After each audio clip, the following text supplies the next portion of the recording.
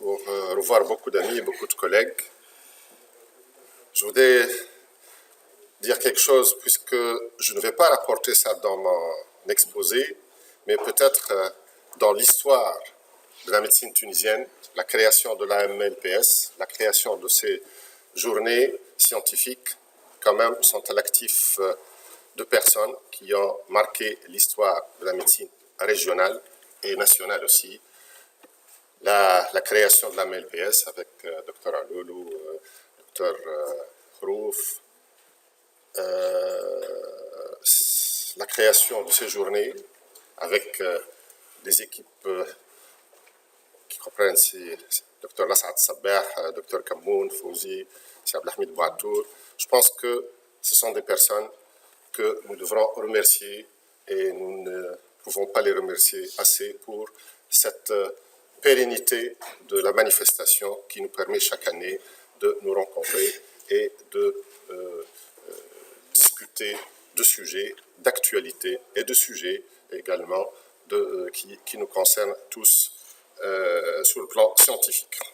Quand les organisateurs m'ont demandé de parler de la médecine en Tunisie, état des lieux et perspectives, au début, je peux vous dire que ça m'a quand même troublé. J'ai trouvé le sujet quand même difficile à traiter, c'est vrai, et nous allons le voir ensemble. Puis, bon, j'ai accepté parce que déjà, être parmi vous aujourd'hui, c'était déjà un plaisir. Et je me suis dit, bon, je vais faire de mon mieux, je vais revoir un petit peu cet état des lieux et les perspectives, comment on pourrait les envisager. Bon, c'est des perspectives sous l'angle de vue personnel, si vous voulez, mais je pense qu'ensemble, nous allons discuter de cela et chacun, à travers cette présentation, nous allons quand même voir les acquis, entre guillemets, les difficultés que nous rencontrons et que nous rencontrons encore plus tous les jours, c'est cette période-là. Et peut-être que le fait de réfléchir, le fait de s'approfondir dans la réflexion, on peut entrevoir des solutions, on peut entrevoir ensemble des perspectives meilleures par rapport à notre situation actuelle. Voilà, donc je vais essayer de faire un tour d'horizon. Bien que ne vous effrayez pas, il y a beaucoup de diapositives, mais on va aller vite pour être dans les temps, même si, avec la permission des orateurs, si je peux grignoter 2-3 minutes, pourquoi pas. Attends, je vais voir le pointeur.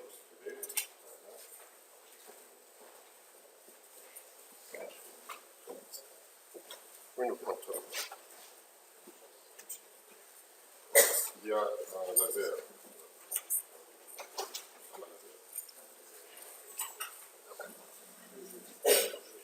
Ah, d'accord. S'il vous plaît. D'accord, merci. Vision.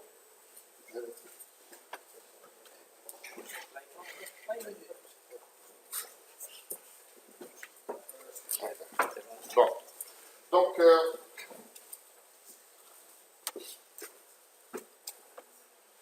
la situation politique dans le pays actuellement est dans une période de changement majeur sur fond d'attente sociale, de crise économique, de violence et d'un environnement régional instable. Ce n'est pas une situation de rêve. Et dans cette situation, sur le plan politique, il y a une nouvelle constitution. L'élément majeur et marquant dans l'histoire de la médecine, c'est que l'article 48 de la nouvelle constitution garantit la santé aux citoyens tunisiens. Mais il faut comprendre ce que c'est que cette garantie. En effet, selon les termes de l'article 38, la santé est un droit pour chaque être humain. L'État assure à tous les citoyens la prévention, les soins de santé, et fournit les moyens nécessaires pour garantir la sécurité et la qualité des services de santé. Ça paraît quelque chose de cohérent. L'État garantit également la gratuité des soins pour les personnes sans soutien et à faible revenu. Il garantit le droit à une couverture sociale comme prévu par la loi. C'est quand même une situation qui a été demandée par tous les citoyens et heureusement que la Constitution le garantit. Mais en fait, il faut faire attention, il ne faut pas comprendre que c'est un droit inconditionnel à être en bonne santé. Et là, il faut vraiment raisonner sur ce plan-là parce que dans ce qu'on va discuter peut-être ultérieurement sur le droit des patients, sur la responsabilité médicale, etc., ce n'est pas un droit inconditionnel à être en bonne santé. Mais c'est le droit de jouir du meilleur état de santé physique et mentale qui soit possible d'atteindre. C'est-à-dire, c'est tendre vers le parfait, mais ce n'est pas quelque chose d'inconditionnel pour tout citoyen pour qu'il soit en bonne santé. Sinon, l'État est défaillant, ou le médecin est défaillant, ou le système de santé est défaillant.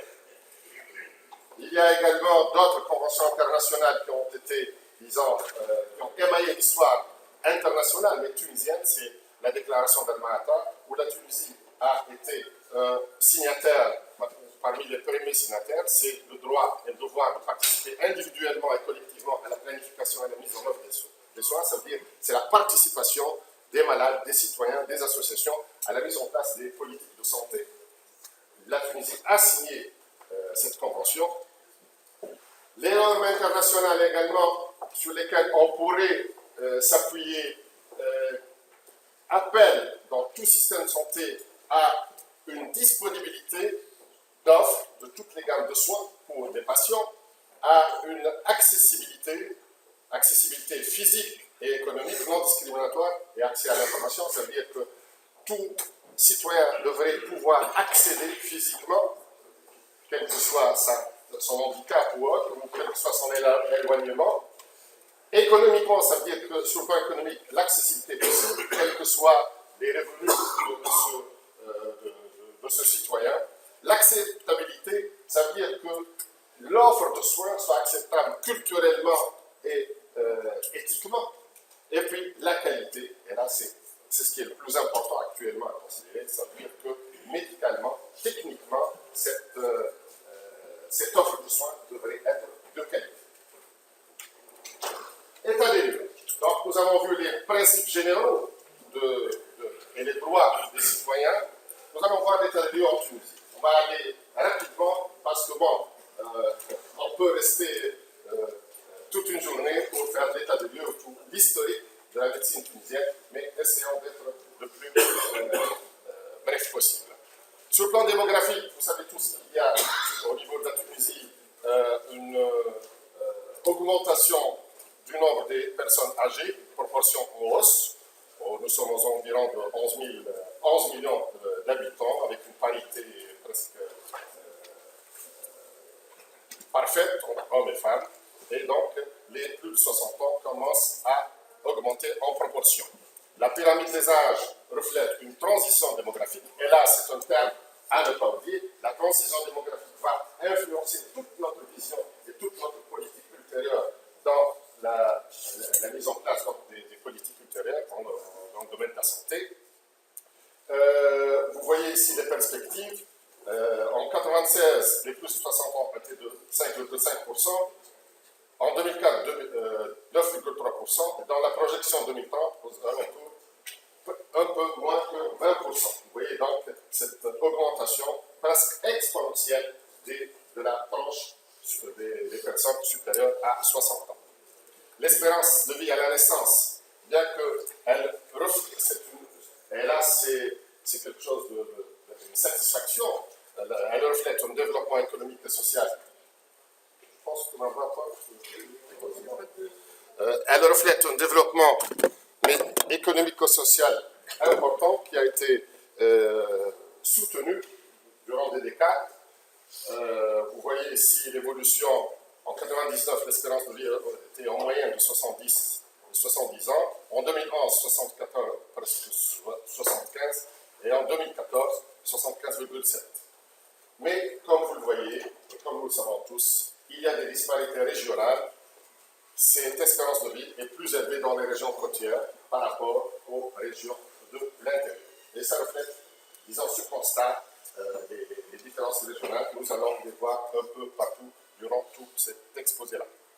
La pyramide des âges, la voilà. Déjà, il n'y a plus cette base d'âge qu'on voyait dans les années 70. Voici la pyramide des âges en 2014, donc la plus récente ici, avec un rétrécissement à la base. Et vous voyez ce qu'on peut voir durant les années 30 de notre siècle.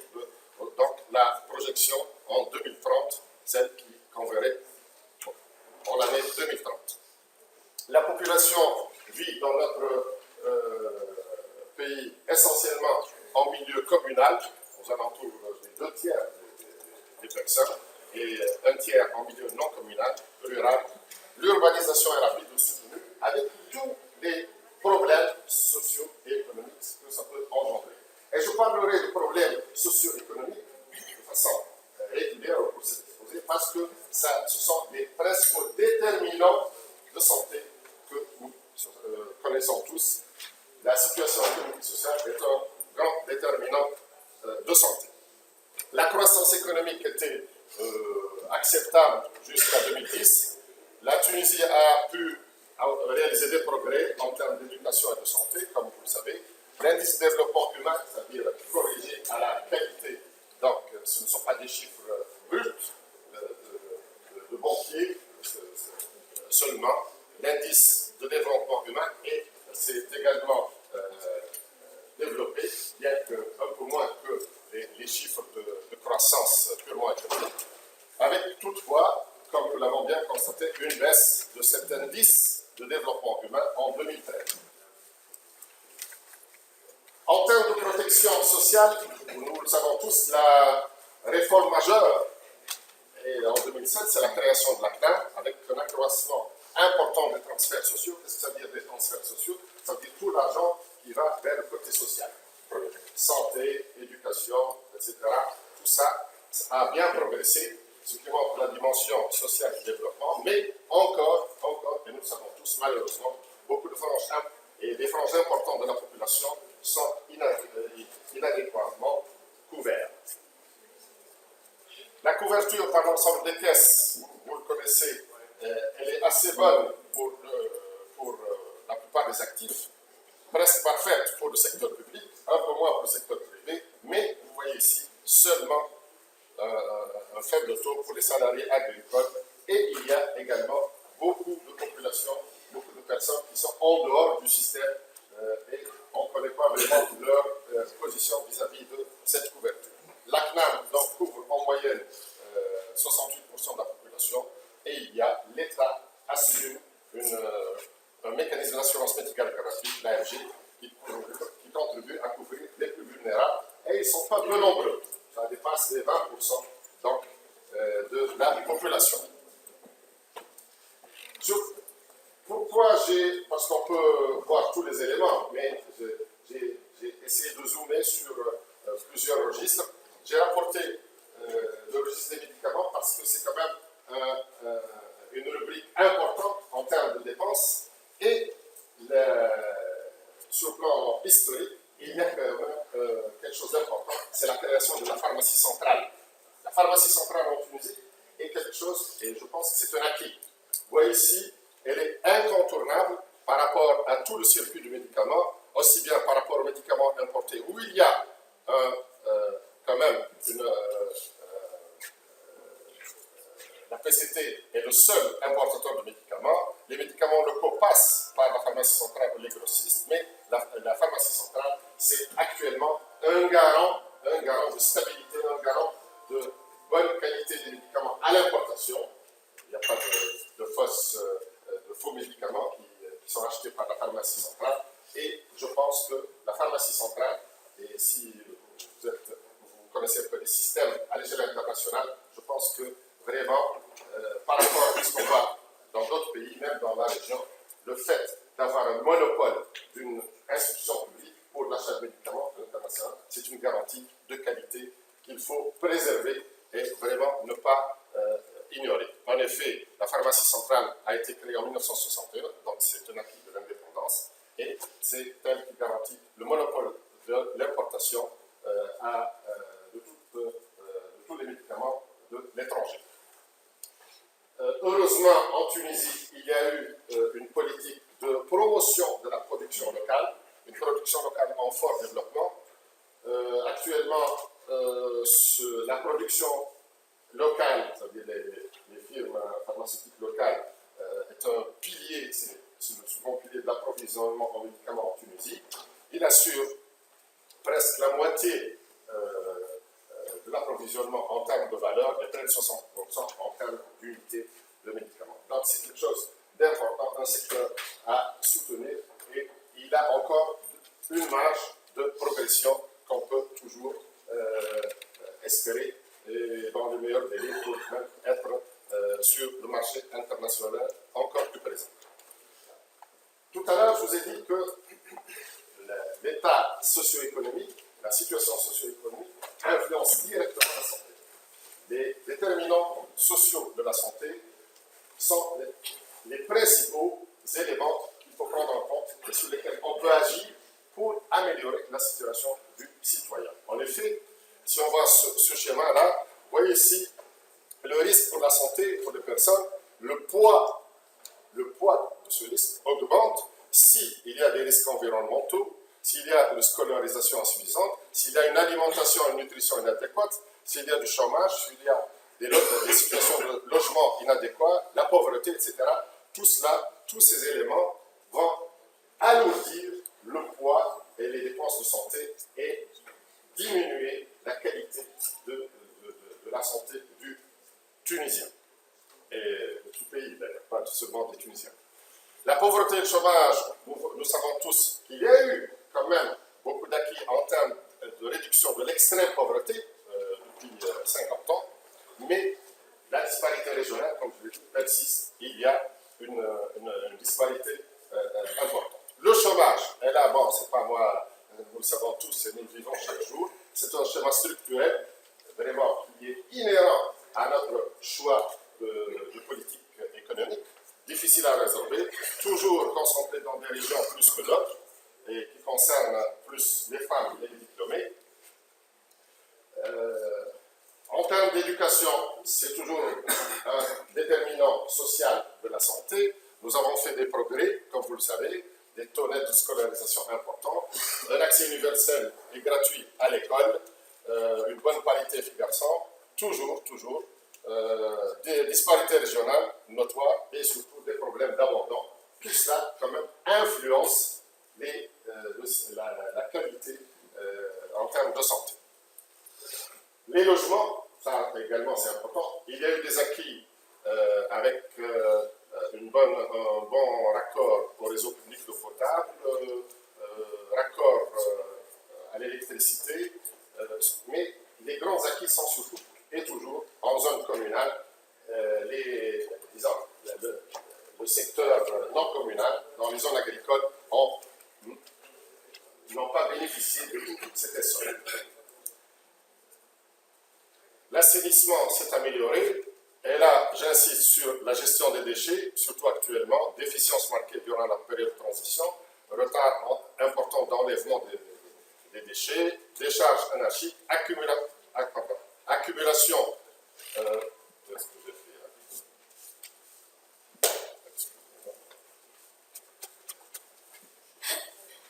Excusez-moi, j'ai mal géré la situation. Voilà.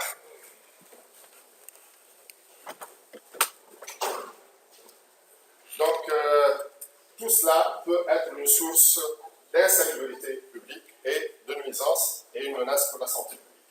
Nous le vivons tous, malheureusement, c'est une situation sur laquelle il faudrait agir dans les meilleurs délais, je pense. La pollution d'origine industrielle, là aussi, nous vivons cela, et c'est une menace directe pour la santé.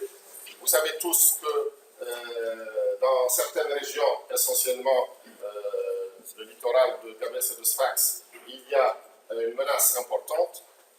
En plus de l'extraction minière, la transformation des phosphates, il y a des régions où le tannage des cuirs ou même des industries chimiques, même qui ne sont pas très connues, peuvent constituer des menaces importantes pour la santé.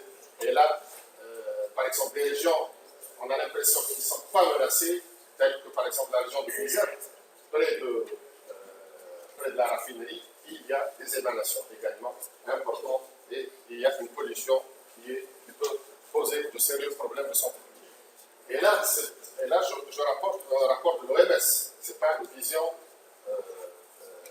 personnelle ou une vision des habitants de Sfax ou de Gabès ou de Sfax, ce sont des documents officiels de l'OMS qui le rapportent.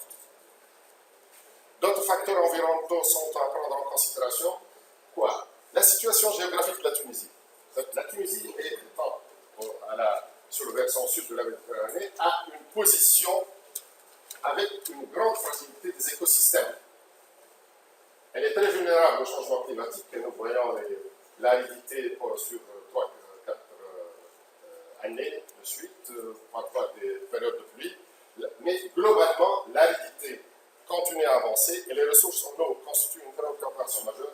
Et qui dit eau et eau potable, etc., ça veut dire la santé va être menacée et peut être menacée si ce problème de l'eau ne peut pas être résolu.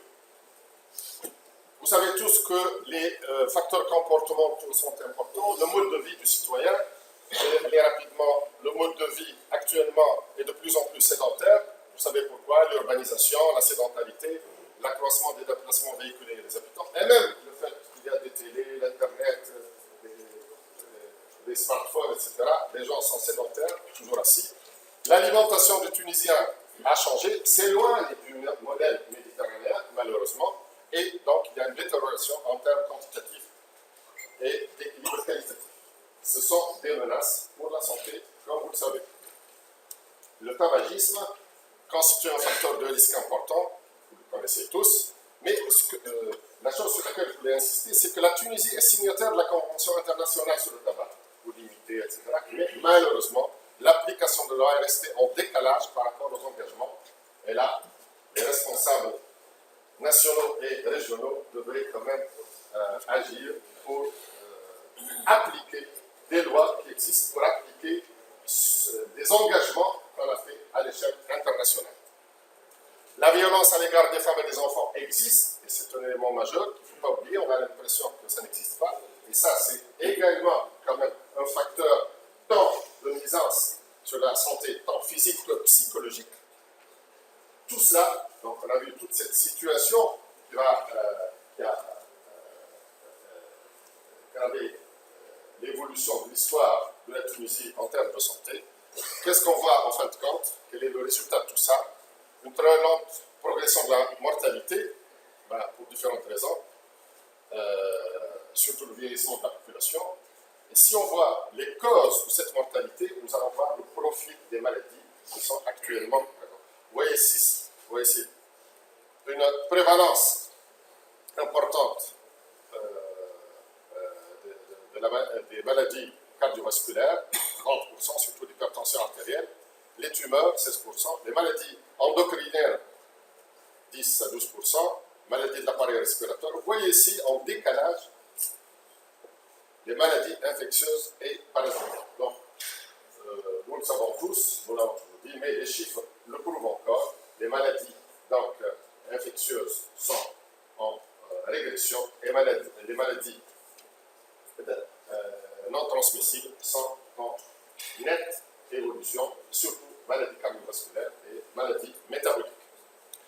La santé des personnes âgées, puisqu'on a dit que cette frange de population est en nette augmentation, elle est peu documentée, le poids démographique du troisième âge va peser lourd dans notre réflexion dorénavant.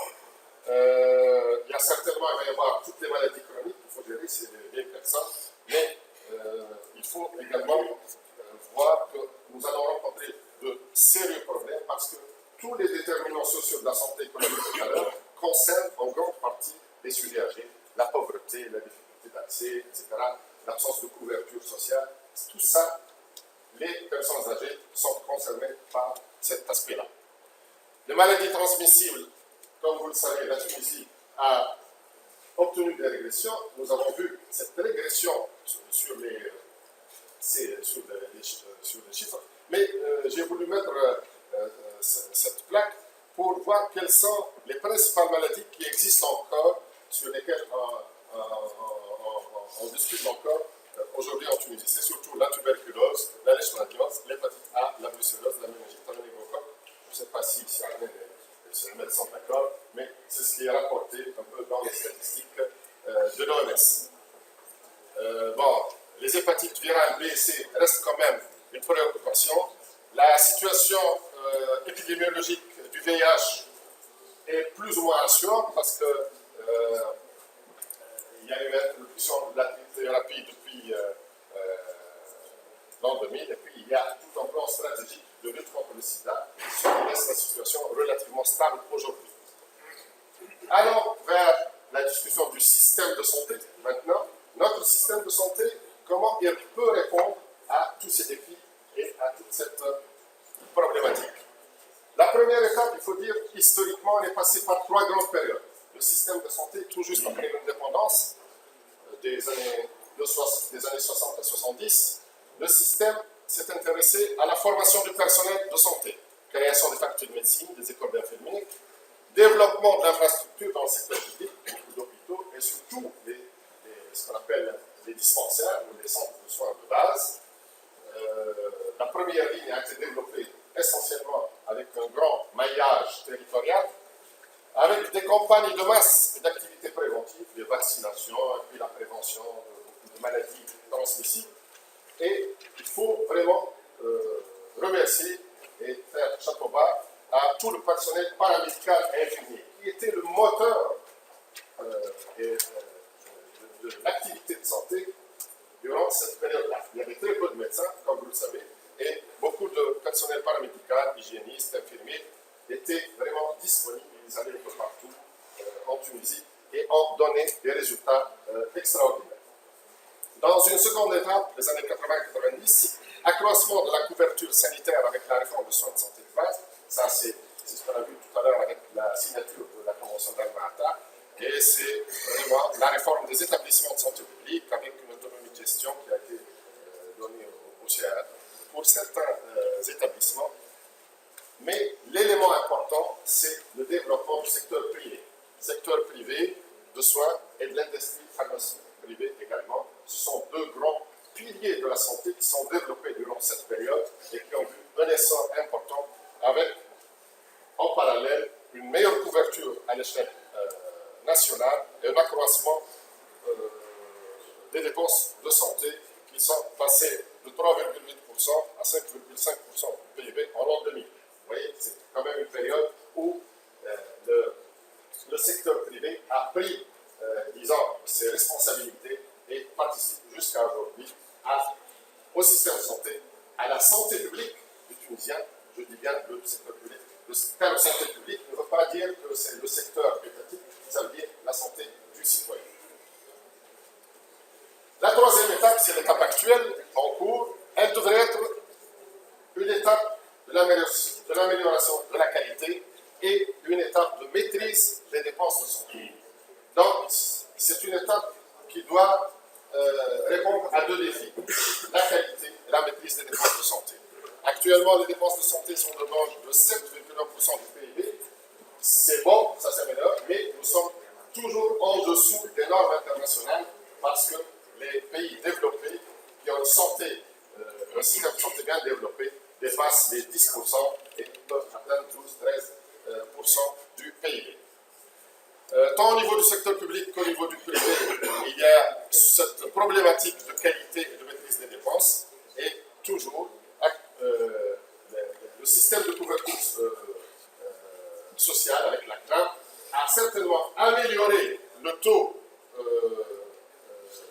disons, de dépenses directes du citoyen qui était de 45% et plus, ça veut dire presque la moitié des dépenses de santé étaient assurées directement de la poche du citoyen. Actuellement, seulement 37% sont dépensés de la poche du citoyen et on devrait arriver normalement à 20% selon les normes internationales. On en est encore loin. Le système de santé est organisé, bon, peut-être avec un secteur public, un secteur parapublic et un secteur privé. Le secteur public avec les trois niveaux, vous connaissez, première ligne, deuxième ligne et troisième ligne. Un secteur, qu'est-ce que ça veut dire parapublic? Ce sont les polycliniques de la CNSS, les services autonomes de la SONED, de la STEG, les hôpitaux militaires, les forces de sécurité intérieure, c'est un parapublic, et qui quand même joue un rôle assez important. Et puis le secteur privé, avec les cabinets médicaux, les cabinets dentistes, les officines, les centres d'imagerie, les cliniques, etc. Donc, vous voyez, un système complémentaire avec une prépondérance, malgré tout, dans l'ensemble du secteur public. Donc, notre système de santé travaille dans le cadre d'un pluralisme, secteur public prépondérant, un secteur privé en croissance, et j'ajouterai que le secteur public en croissance, mais toujours assez concentré sur les zones côtières, et puis le secteur parapublic qui joue un rôle tout en restant encore marginal pour le moment, et qui est associé assez souvent soit avec le secteur public ou c'est le temps là. Voilà. Le patient souffre d'une centralisation administrative du système avec une centralisation des décisions tant en matière d'équipement, des affectations du personnel, surtout dans le secteur public. Donc, inadéquation entre les besoins et les ressources en équipement, et là, ça va limiter l'accès aux soins. Et nous avons vu dès le début que le terme d'accès aux soins est un élément fondamental de la qualité des prestations d'un système de santé. Le gaspillage est d'autant plus marquant que le secteur public souffre d'un sous-financement. Je vais aller un peu plus vite. Vous voyez, nous avons vu qu'il y a un système de prise en charge qui essaye quand même de résoudre des problèmes d'accessibilité de la population, mais il reste toujours 10% de la population non couverte.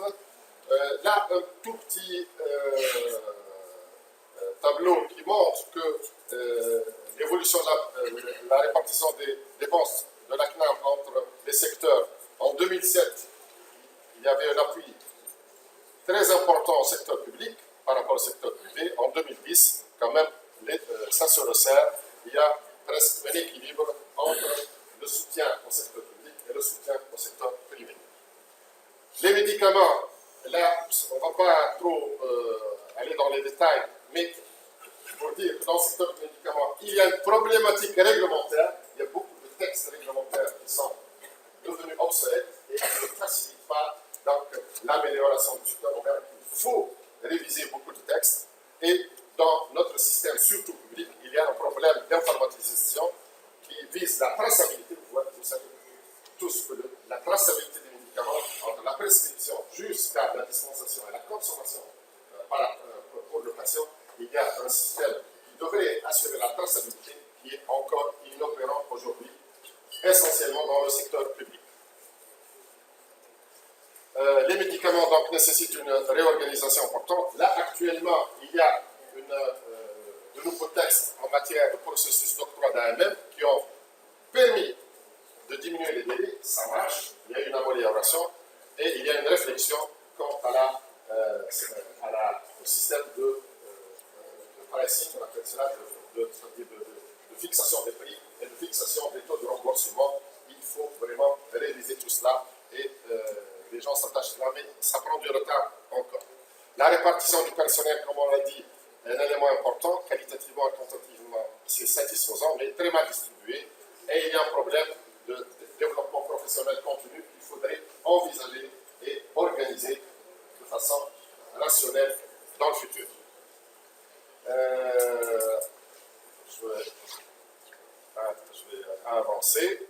Donc, le problème actuellement, c'est qu'il y a une confiance qui s'altère. La population n'a plus confiance dans les services publics. Et ça, c'est un problème à gérer, l'un des défis. Et il y a une méfiance par rapport au secteur public. Donc, il y a une altération de la confiance, d'une part, du patient par rapport au système de santé. Et nous le voyons tous. Et chaque jour nous apporte de mauvaises nouvelles. Il y a une frustration par rapport à la disponibilité de la médecine spécialisée dans les régions. Le secteur privé en termes de qualité, à essayer de gérer la situation, d'améliorer la qualité avec accès à certaines, disons, certifications ISO depuis les années 2000, surtout que le pays s'est ouvert à l'exportation des services de santé. Dans le secteur public, l'insuffisance des ressources, la lourdeur de processus, l'absence de culture qualité rend cette approche qualité difficile à atteindre. Et certainement, beaucoup de manquements sont constatés par rapport à la qualité des soins dans le secteur public. Il y a un problème de gouvernance important, faible régulation, aussi bien dans le secteur public que dans le secteur privé. Le système d'information sur lequel on devrait vraiment évoluer est défaillant, surtout en termes d'approche médico-économique. Les défis, contexte politique actuellement difficile, le secteur de santé doit relever le défi majeur de l'adaptation, adaptation à la transition démographique et épidémiologique. Il faut réduire les disparités régionales et sociales, réguler les deux secteurs et essayer de trouver des espaces de collaboration et de complémentarité entre le public et le privé, maîtriser l'utilisation des produits médicaux, et là, comme je l'ai dit, toute une réflexion médico-économique de rationalisation de l'utilisation de ces produits de consommation, médicaments et dispositifs médicaux, réfléchir au financement de la santé avec un financement plus équitable de la santé, et puis adapter la gouvernance aux nouvelles exigences, la décentralisation, la transparence, la redevabilité, le rôle des citoyens et des parties prenantes, il faut qu'ils soient présents dans les décisions, consolider les systèmes d'information, d'informatisation et de gouvernance, combattre la corruption de manière efficace et toujours aspirer aux standards internationaux. Agir surtout la prévention. En conclusion, je dirais qu'il est urgent de mettre en place une réforme du système de santé qui replace le citoyen au centre du système de santé et valoriser tous les acteurs. Pourquoi? Qu'est-ce que ça veut dire mettre le citoyen au centre du système de santé? Par exemple, décider qu'un hôpital travaille le matin et pas l'après-midi, c'est le personnel médical qui est au centre du système. Ça veut dire qu'on organise tout pour qu'il y ait pour que le personnel de santé se trouve quand même confortablement, il retrouve à l'aise. Alors qu'on devrait penser plus aux citoyens. Là, ce n'est qu'un petit exemple. Donc, il faut que le système soit dorénavant centré sur le citoyen, en construisant sur les acquis qu'on a vus tout à l'heure et en puisant dans tous les potentiels que nous en avons. La nécessité de revoir les mécanismes de gouvernance et de financement de la santé. J'insiste sur le terme gouvernance, c'est très important, c'est ce qui nous manque le plus. Après les réformes des services de santé de base, des établissements hospitaliers et la protection sociale, la prochaine réforme sera, durant les prochaines années, la gouvernance, c'est la gouvernance. Voilà. Je n'ai pas le temps, je voulais vous donner une idée sur l'INA Santé, que j'ai le plaisir de diriger, parce que ça peut être un outil de réforme. Malheureusement, je n'ai pas pu tenir mes promesses. Merci.